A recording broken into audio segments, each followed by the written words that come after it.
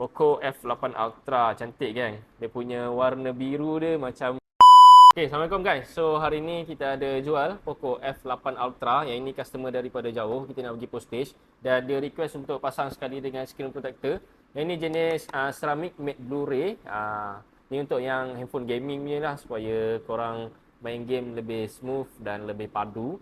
Alright, so kita nak review sekali untuk Poco F8 Ultra ni. Dengan cerita dia punya bukan spek dia yang power, tapi kamera dia pun cantik kan. So kita nak lawan kamera dia dengan kamera yang paling padu sekarang, Vivo X300 Pro. So kalau korang nak tengok perbandingan dia, korang boleh tonton video ni sampai habis. So jom kita unboxing.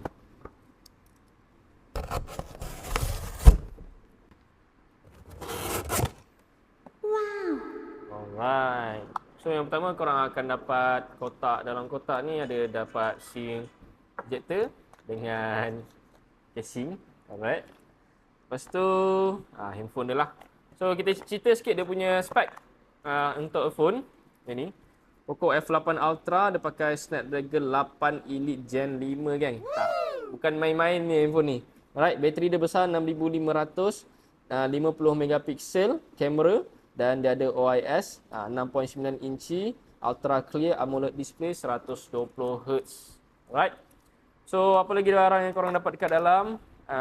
Dapat sekali dengan adapter 2 pin.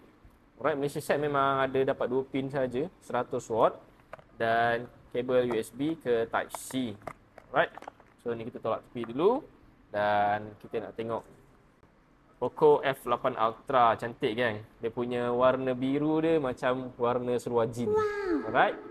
So kita nak aktifkan dulu handphone ni. Alright, so kita dah set up untuk Poco F8 Ultra. So kita nak tengok dia punya spek. Yang ini customer beli 12256. Okay, so dia boleh extend dia punya RAM dia sehingga 12 tambah 4 lah, 16GB RAM, 256 memori, tapi chipset dia paling power kan. Alright. So kita nak buat perbandingan untuk kamera. Ni korang zoom sikit. Yang ni dia ada periscope kamera, boleh 100 kali zoom. Kamera biasa dengan ultra wide kamera. Okey. Dan ni nampak ni bulat ni. Yang ni special dia untuk F8 Ultra, dia ada subwoofer. Handphone ni saja yang ada subwoofer. So kita nak test dulu dia punya speaker macam mana gang. Alright.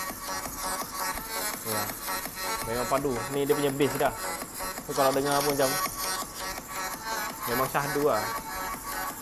Alright. So lepas tu kita nak ambil gambar kamera. Kita nak lawan dengan Vivo X300 Pro. Mana lebih cantik untuk kamera dia. Korang stay tune sekejap. So lepas kita dah ambil footage, beberapa footage untuk